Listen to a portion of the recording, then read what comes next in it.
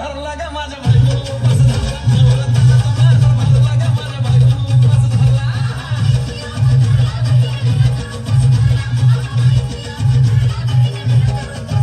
नवरत्नाचा बाजार भरला ग माझ्या बायको उपास धरला नवरत्नाचा बाजार भरला ग माझ्या बायको उपास धरला